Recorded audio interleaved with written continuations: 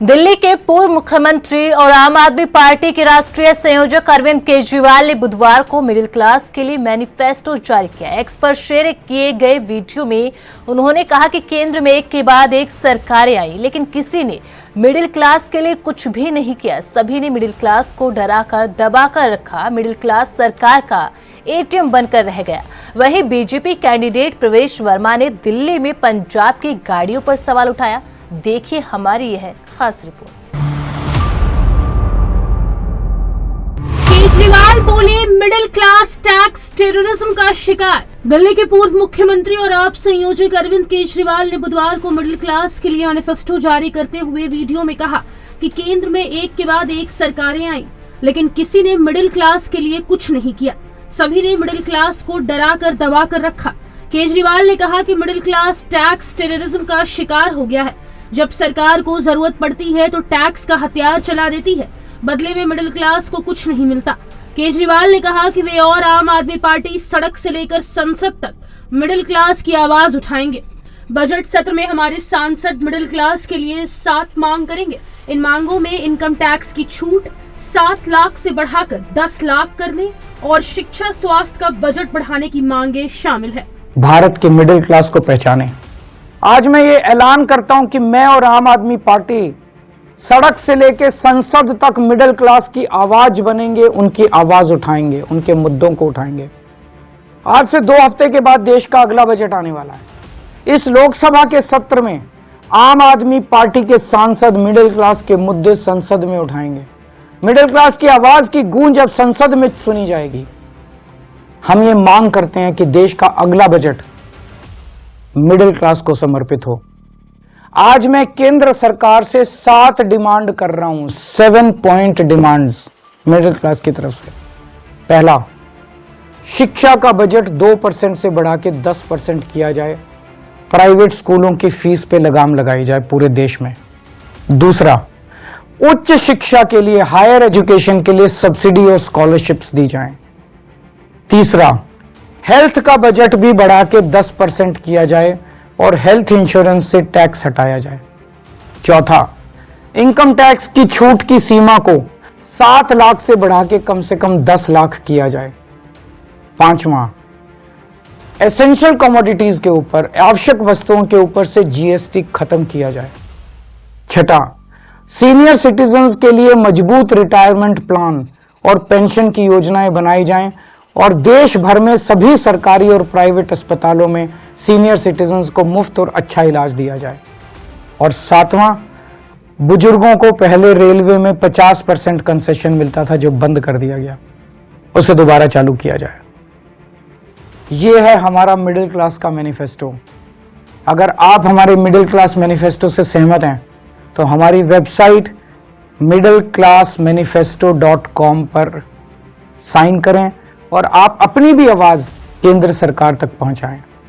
अगर देश का पूरा मिडिल क्लास एक साथ एकजुट होकर अपनी आवाज उठाएगा तो सरकार की हिम्मत नहीं है कि वो आपकी आवाज ना सुने। सरकार ने मिडिल क्लास को मानसिक गुलाम बनाया। केजरीवाल ने कहा कि यही काम दूसरे देश की सरकार करती है तो हम वाह वाह करते हैं।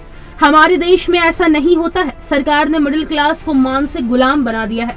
आपका पैसा आपके अच्छे के लिए इस्तेमाल होता है तो उसे फ्री की रेवड़ी कहकर उसका अपमान किया जाता है। आमतौर पे जब कोई नेता चुनाव के ठीक पहले किसी विषय पे चर्चा करता है या घोषणा करता है तो लोग कहते हैं वोट के लिए कर रहा है। कई वादे किए जाते हैं धर्म के नाम पे, कई वादे किए जाते हैं जाति के नाम पे, कई वादे समाज के निचले तबके के लिए किए जाते हैं और कई वादे कुछ चंद उद्योगपतियों के लिए किए जाते हैं। ये ऐसा क्यों करते हैं? क्योंकि बाकी पार्टियों ने धर्म और जाति के नाम पे अपने वोट बैंक बना रखे हैं और बड़े बड़े उद्योगपतियों को खुश करना होता है क्योंकि उनसे चंदा लेना होता है। तो ये एक तरह से बड़े उद्योगपति उनके नोट बैंक हैं और बाकी लोग उनके वोट बैंक हैं। इस वोट बैंक और नोट बैंक के बीच में एक बहुत बड़ा ऐसा वर्ग है जो पिस के रह गया है। वो ना इधर का है ना उधर का है और ये वर्ग है भारत का मिडिल क्लास। कोई भी पार्टी आज मिडिल क्लास के हित की बात करने को तैयार नहीं है। ऐसा क्यों है? आजाद भारत के 75 वर्ष में एक के बाद दूसरी पार्टी आई, एक सरकार के बाद दूसरी सरकार आई, और इन सब लोगों ने मिडिल क्लास को दबा के, डरा के, निचोड़ के रखा हुआ है। मिडिल क्लास और सरकार का एक बड़ा अजीब रिश्ता है।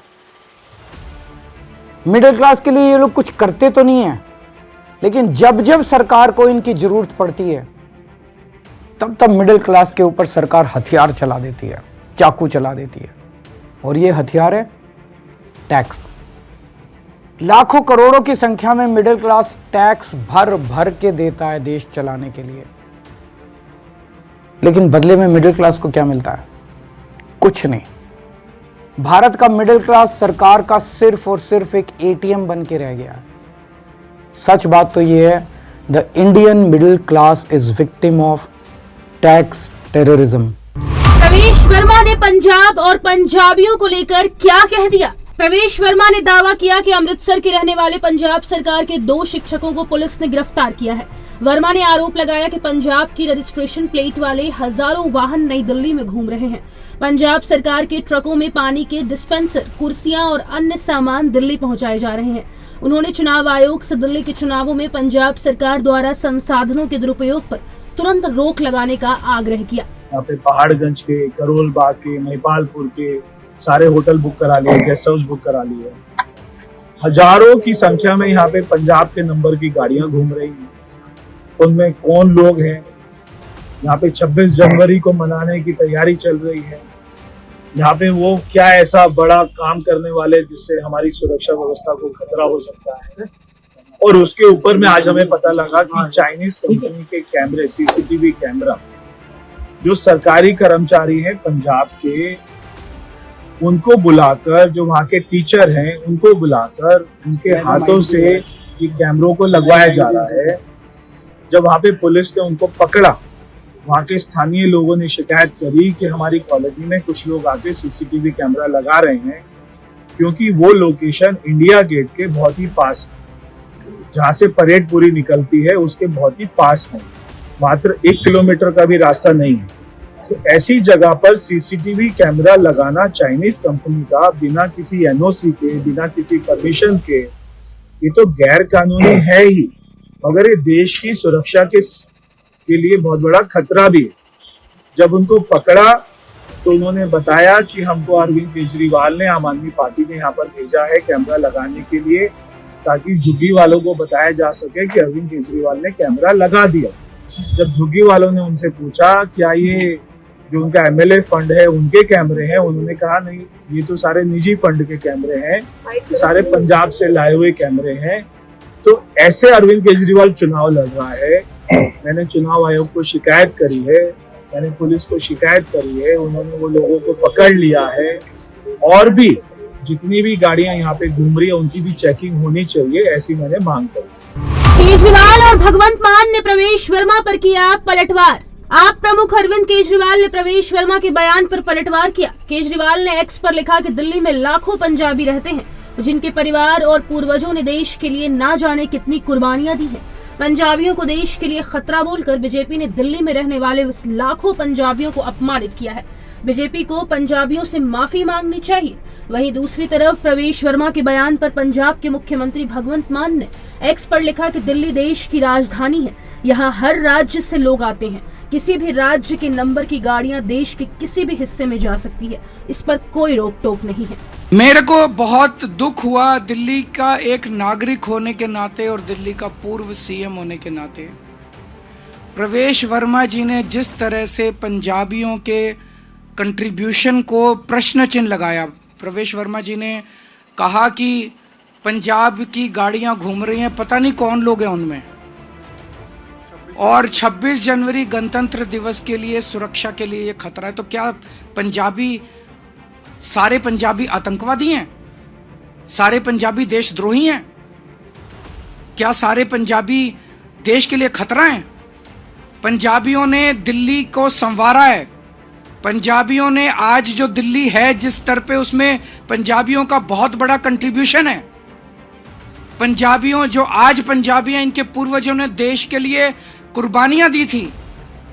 आज जो दिल्ली के पंजाबी हैं, उनके पूर्वजों ने देश के लिए अपनी जान न्यौछावर की थी। 1947 में जब पार्टीशन हुआ था, लाखों पाकिस्तान से रेफ्यूजी दिल्ली आए थे। उन्होंने न जाने कितनी यातनाएं और कितनी दुर्दशा झेली थी। आज ये छोटा सा लड़का दिल्ली के पंजाबियों को, पंजाब के पंजाबियों को चुनौती देने चला है। हम इसका सख्त विरोध करते हैं। रमेश बिधूड़ी और उनका भतीजा आप कार्यकर्ताओं को धमका रहे। दिल्ली के सीएम आतिशी ने कहा कि विधानसभा क्षेत्र के हर इलाकों में बड़ी संख्या में भाजपा कार्यकर्ता और रमेश बिधूड़ी के भतीजे होने का दावा करने वाले लोग आप कार्यकर्ताओं को डरा रहे हैं। रमेश बिधूड़ी ने आप कार्यकर्ता दीपा को फोन करके उन्हें बीजेपी में वापस आने को कहा। जब उन्होंने कहा कि वह अब आप में हैं और आतिशी के साथ हैं, तो बिधूड़ी ने कहा कि यह आतंकवादियों की पार्टी है और 8 फरवरी के बाद आतिशी जेल जाएगी। बीजेपी उम्मीदवार रमेश बिधूड़ी, उनके कार्यकर्ता और भतीजे आज चुनाव नहीं लड़ रहे हैं। वे पूरे इलाके में सिर्फ गुंडागर्दी फैला रहे हैं। हम चुनाव आयोग से शिकायत करने जा रहे हैं कि रमेश बिधूड़ी, उनके कार्यकर्ताओं और भतीजों पर एफआईआर दर्ज की जाए। विधानसभा के हर इलाके में भारतीय जनता पार्टी के कार्यकर्ता और कई लोग जो कहते हैं हम रमेश बिधूड़ी जी के भतीजे हैं, आम आदमी पार्टी कार्यकर्ताओं को डरा रहे हैं, धमका रहे हैं, उनका कॉलर पकड़ रहे हैं, उनका पार्टी का प्रचार का सामान लेके छीन रहे हैं, जला रहे हैं। गोविंदपुरी गली नंबर 3 में दीपा सिंह जी नाम की आम आदमी पार्टी की एक कार्यकर्ता हैं। उनको रात को 11:40 पर रमेश बिधूड़ी जी का व्हाट्सएप पर कॉल आया।